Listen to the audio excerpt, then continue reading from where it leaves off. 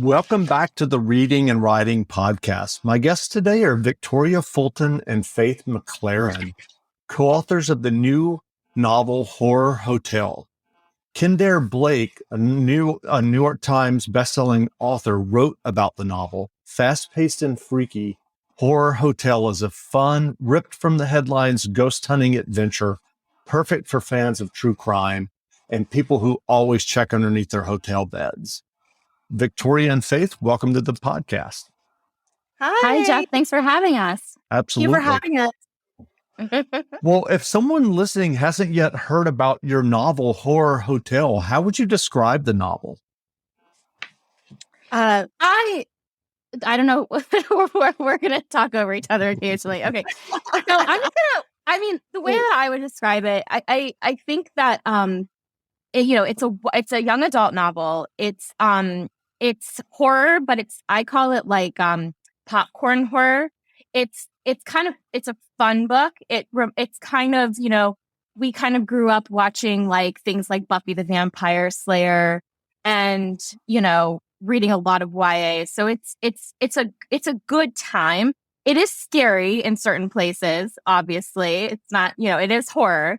There's 4 different perspectives of a kid. And there's a lot of like modern, like they have a YouTube show, and it's meant for teenagers in the digital era.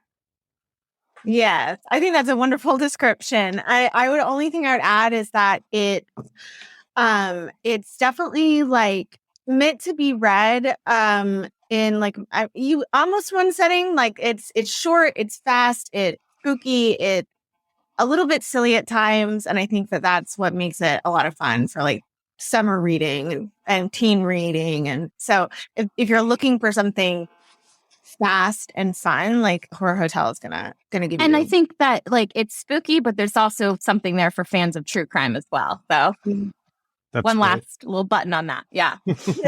Well, do you remember the original idea or impetus that led you to write Horror Hotel? Yeah, it's a funny story, actually. Faith, do you want to tell it? Sure. So the whole sort of origin story was that there was a very well-known editor in the publishing world, and she sent out a tweet that she was looking for proposals from agented authors for young adult books in the horror, thriller, or romance space to start filling out this new sort of paperback imprint that she was leading up. And some friends sent us this tweet, like a couple of different people, not knowing that the other sent the tweet to us, saying, you guys should do this. And so Victoria and I sat down together and we were like, we should do this. And we, had a very short window of time to put something together. So we just spent a couple of hours hashing out ideas, just talking through what would we do if we were going to submit a YA horror, like what is our kind of dream YA horror idea? And we just kept talking and talking until we got to the idea that we both knew was it. And that was the sort of initial pitch for Horror Hotel. And I think another part of the story that's really important is that we both are true crime fans. We both love, ghost stories, but we also had both watched The Vanishing of the Cecil Hotel documentary on Netflix. Victoria was a longtime follower of the Elisa Lam story. So that definitely influenced our, it was a inspiration point for how we got to the concept of horror. And for people who don't know the Elisa Lam story, in fact, that's what I was about to ask you. Can you tell us that?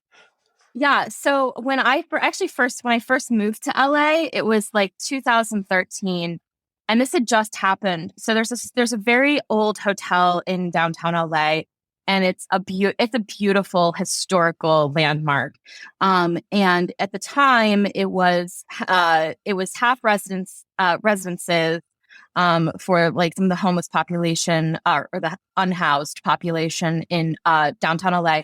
But it was also half a a hostel. So there was a young woman who I think she was was 22 at the time, or she's 22, and she was staying in the Cecil Hotel, and she was trying to travel around and the country and like see all the things, and that was one of her stops.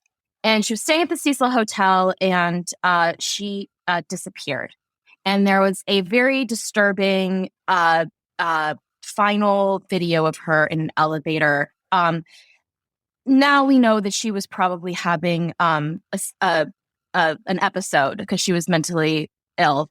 But she disappeared, and then a few days later, they found her in the water tank. She had it tragically ended up in a water tank and was unable to get out. And the maintenance actually found her because there was an issue with the water for the guests that were staying there. And so her story was this viral phenomenon on the internet. And I remember when it happened because I had just moved here and I found the elevator video, and I remember watching it like 100 times, like, what's going on? What is she seeing? What, you know, because she's kind of in the video, it looks like she's almost playing a game, but it's like by herself. But it seems like she's playing a game with someone else. And it looks like she's talking to somebody as well, but there's nobody in the video. You can't see anybody. Yeah. So it's really eerie, and I was just, you know, I know she had bipolar disorder, and she was struggling with her mental health, and they've proven since then. And so that's what the Vanishing at the Cecil Hotel touches on. But the Cecil Hotel is also this like very, it's very old building. It was built in like the 1930s, right before the Great Depression, and it's just filled with like stories. There were 2 serial killers that lived there, that had residence there. One of them was Richard Ramirez, the Night Stalker. Wow. And and it's just filled with all this like dark history. And it's part of it is because of where it's located. It's in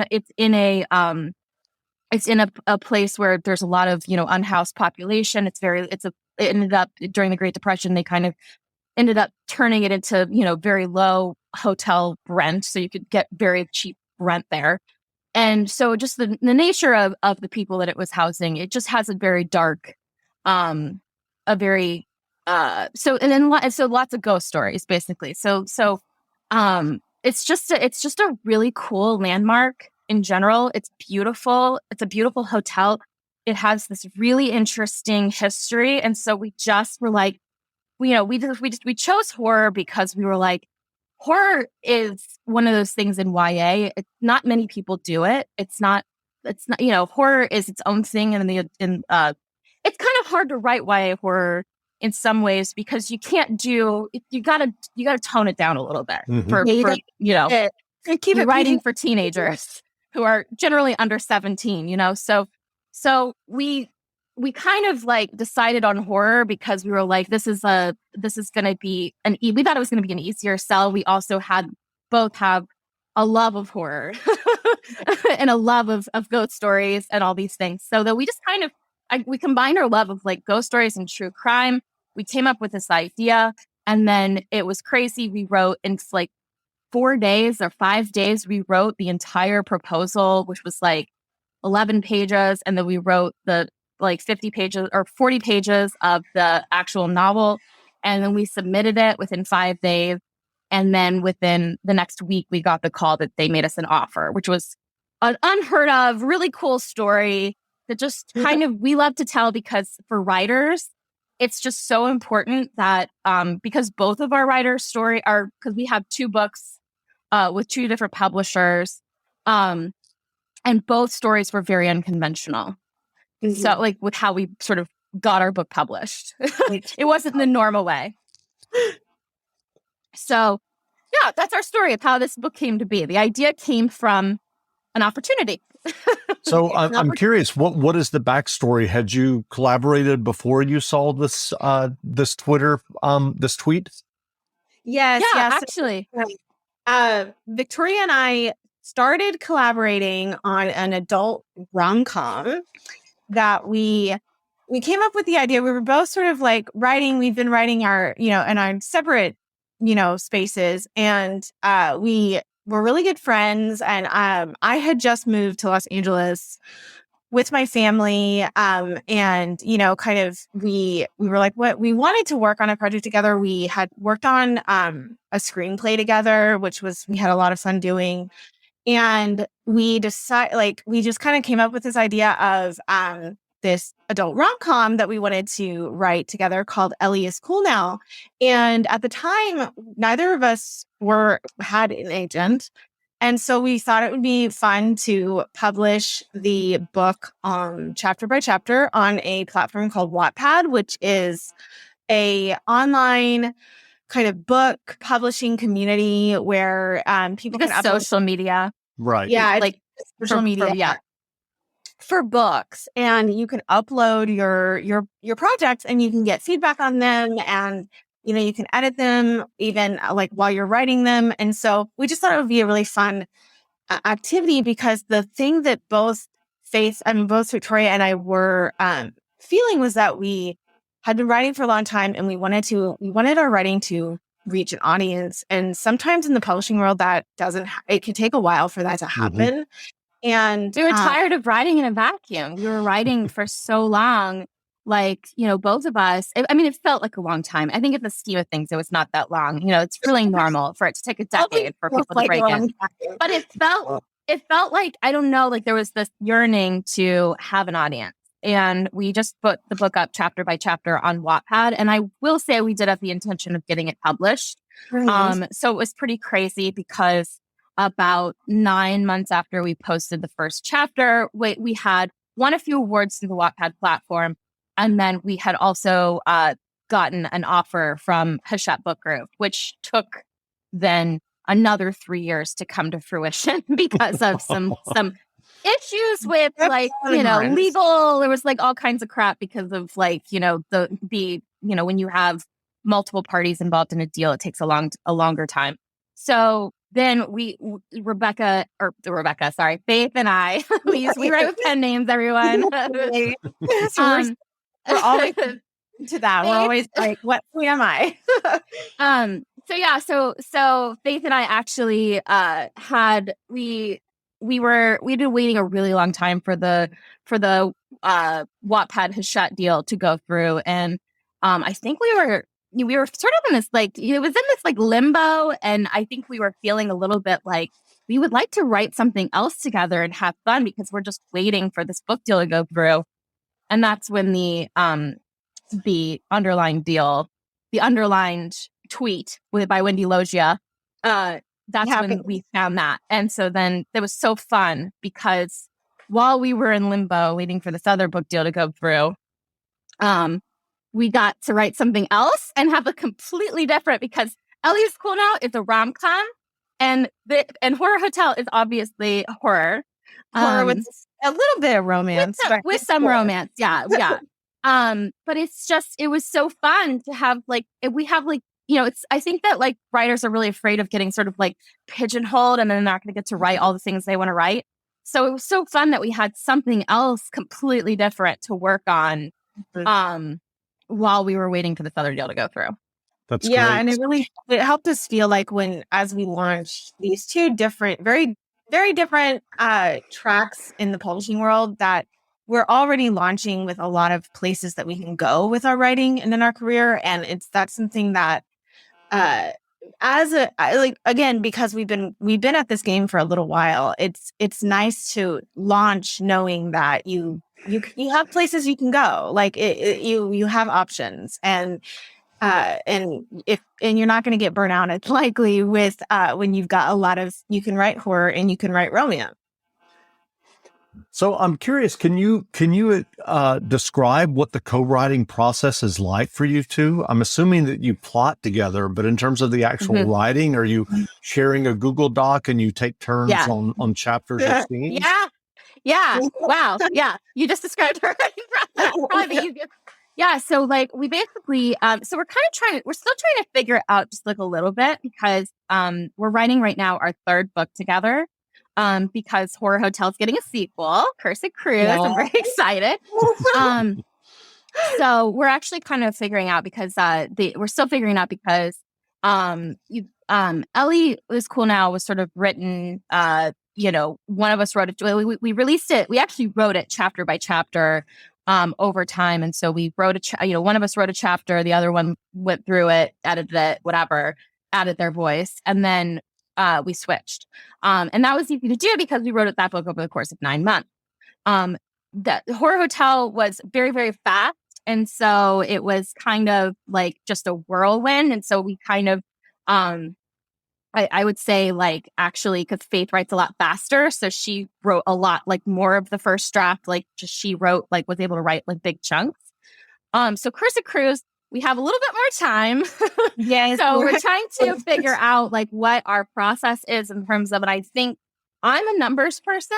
So like I was just, we're literally gonna like leave this call and talk about like what is our plan for like really like getting to the end.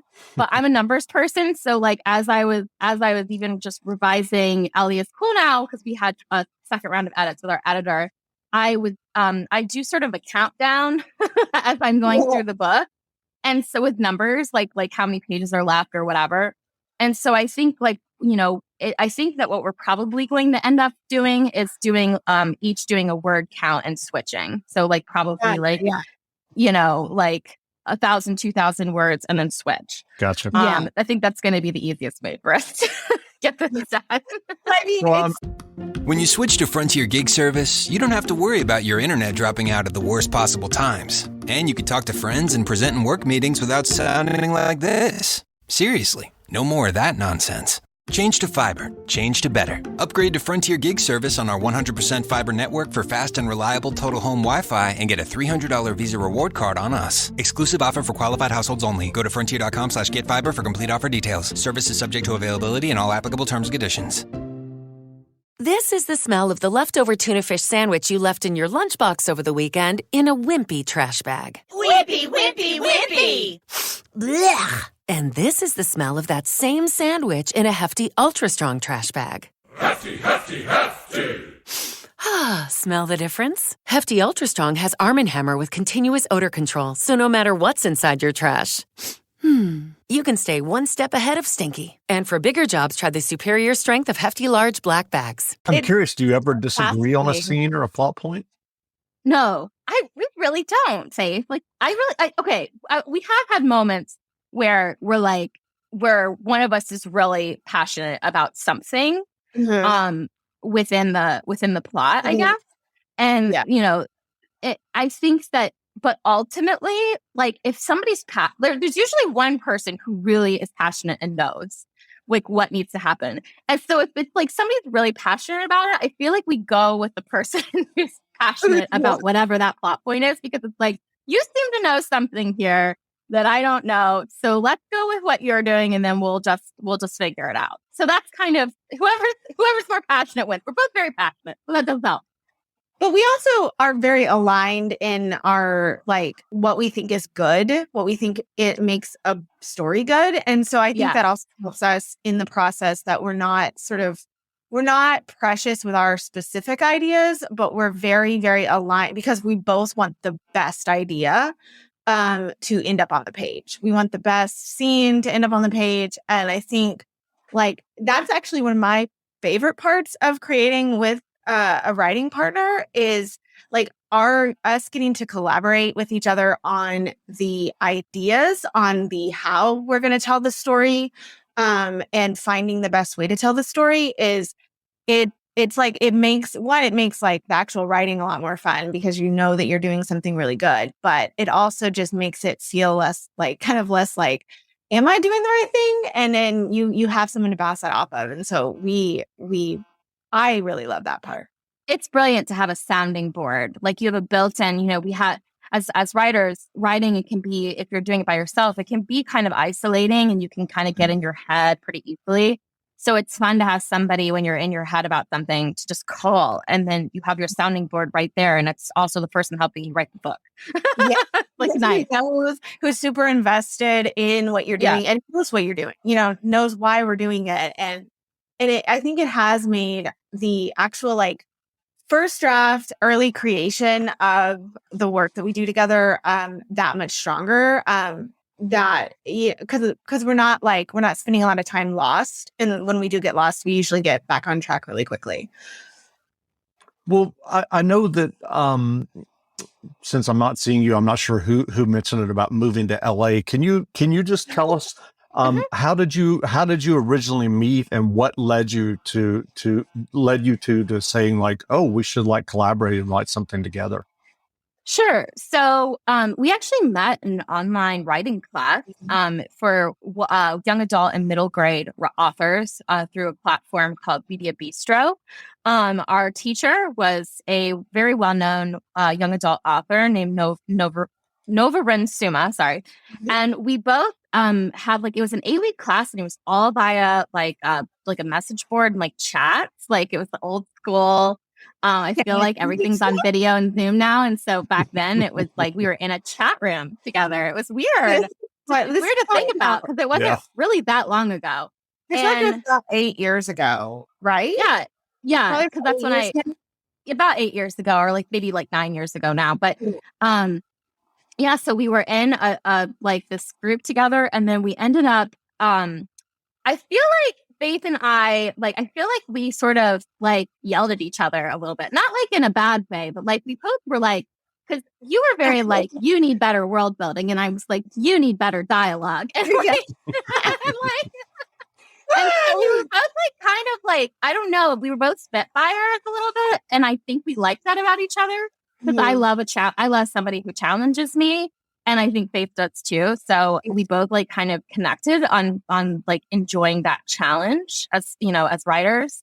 And so then we kind of took our friendship to Twitter and Facebook. And so we started like Facebook messaging a lot. And at the time during the Media Bistro class, I had just moved to LA. Alex had just moved to LA and from Ohio. And so I was in the middle of the move, and then I was here. And then as, Faith was in Texas. And so, as our friendship sort of grew and developed, Faith had always wanted to move to LA as well. Mm-hmm. So, but you had a whole family to move there. I did not. So she was a couple years behind me, and she ended up moving here too. But before that, I think we had started to write some do some screenwriting.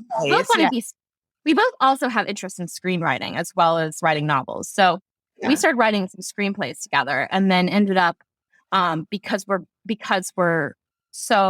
we both had this yearning to write books, because the thing about screenwriting that's difficult is that, it's a lot more difficult to get whatever you're writing on the screen in some ways.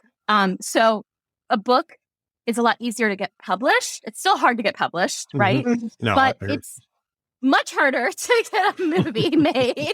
So we really wanted our original stories out in the world. And it's really hard to do with screenwriting. You end up writing for somebody else usually before you end up writing if you ever get to write your own stuff, you have to write for other people's ideas first. And that's not really what we wanted. So we were like, let's do books. And so that's when we decided to do Ellie. That's great. And so are you still working on screenplays as well? We have a screenplay that has been about 3 years in the making. we love that. But we were like, literally though, we were like, I think we want to write this as a novella first, or like something like, because it's, it's hard to, it's almost impossible for me now to write in a vacuum and not feel like I have a way of getting this made. So I feel like Faith is the same way a little bit, like where it's just really like dragging our feet. It's like our, I don't know if I can say, but like it's dragging butt too. Well, and we also to get something out. Yeah. We also have been under deadline. So for book stuff, which is a wonderful a development and problem to have, I guess. But so that does take up a lot of space and time from screenwriting and from pursuing, because when you're on contract and you're in the deadline, it's like that's what you're focusing on. And until you get out of, onto the next thing. And so I think that it's definitely always in the back of our minds. We're always sort of thinking about new ideas. What is the right medium for this? But I think, I think Victoria said it really well. It's like, but at the end of the day, we're like, we still would like to see this made or produced or have readers or an audience. And, that's where we end up thinking sometimes we should write a novella or sometimes we should do some short stories, because that's, just what we want at the end of the day. I think when we figure out a way to maybe make our own thing, to like actually produce our own screenwriting somehow, like whether it's a web series or something else, I think that I feel like screenwriting is in our future. I just don't know how it's going to pan out. Does that make sense? Yeah. How's it going to come about? Yes. Until you get that development deal at Netflix or somewhere. Oh my God. Listen.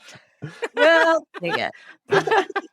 Well, Yeah. well, what writing advice would you offer for those who are maybe where you were 8 years ago and taking that Media Bistro class and are starting to write and work on their own stories or novels?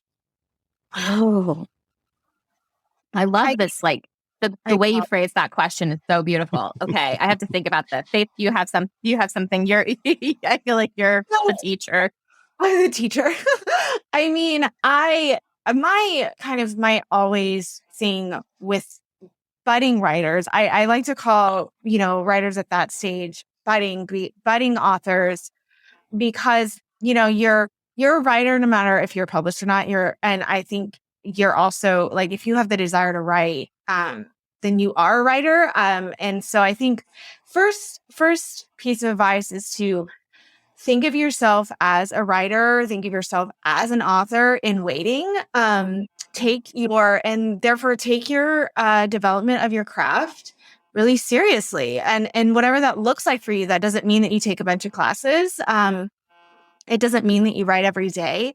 But I think one of the things that when I look back at myself over the journey that I took to get where I am right now, the one piece of advice I would give myself is find out who you are as a writer and who you really want to be as a creative first. And before you let in other voices of what your career should look like, what your day-to-day writing process should look like, really think about what kind of books you want to put in the world and what kind of, what you want your creative life to look like.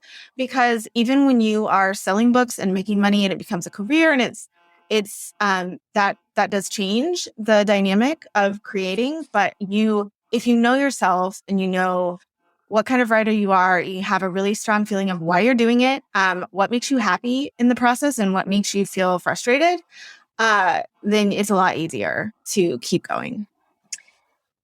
And I have my little, that's great, Faith. I have my little piece of advice that I just thought of.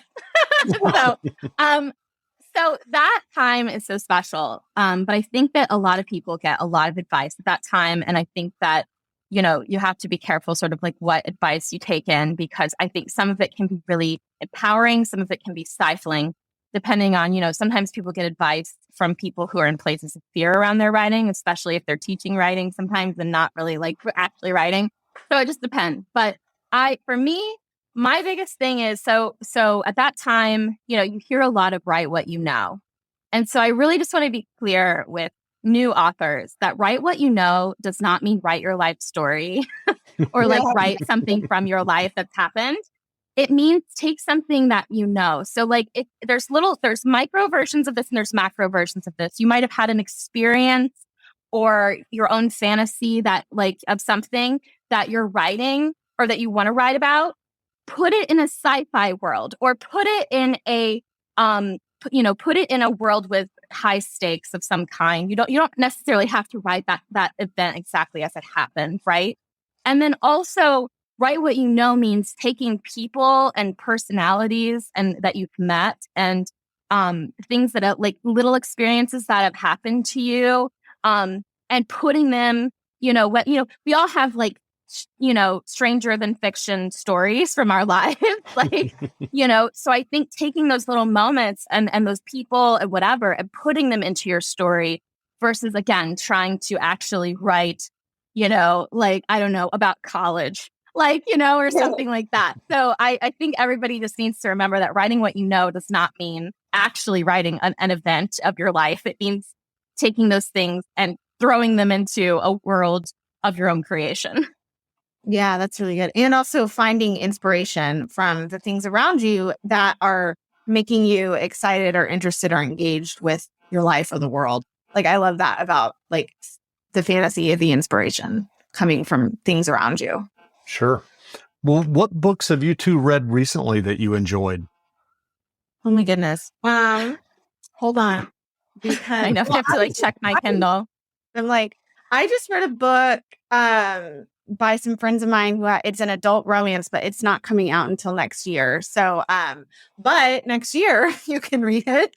It's called Do I Know You? And I loved it. What else am I reading? I'm currently reading, so I haven't finished it, but it's also an adult romance. It's called 1,000 Miles, and it's by Bridget Morrissey. So there's a graphic novel series that was, I often read from the things that I watch. There was a show on Netflix recently called Heartstopper, and, Alice Oseman is the creator, and she also has a graphic novel series. And I really love this graphic novel series called Heartstopper. It's like a teen, I need to read that. Yeah, it's a teen, like, gay romance. I just really love it. And then, I actually read a lot of nonfiction as well, or I guess like nonfiction, like personal growth, spiritual. Mm-hmm. So I really like. There's a writer that I love, Michael A. Singer, and he writes a lot of spiritual books. And so I'm also reading this book called Living Untethered that I really love. So interesting. So where can people find you online if they'd like to learn more about your novel Horror Hotel? Our Instagram is probably the best way to find us. It's where we're most active. We love our Instagram.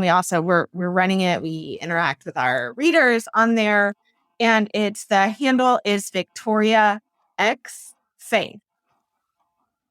Great. And we're on Twitter too, but we don't do much on Twitter. So I just want to throw it out there that we are there. We are there. We will eventually find you. Right. Well, again, we've been speaking with Victoria Fulton and Faith McClaren, co-authors of the new novel Horror Hotel. The novel is available now, so go buy a copy. And Victoria and Faith, thanks for doing this interview. Thank you for having us. Yeah, absolutely. This has been great. All right.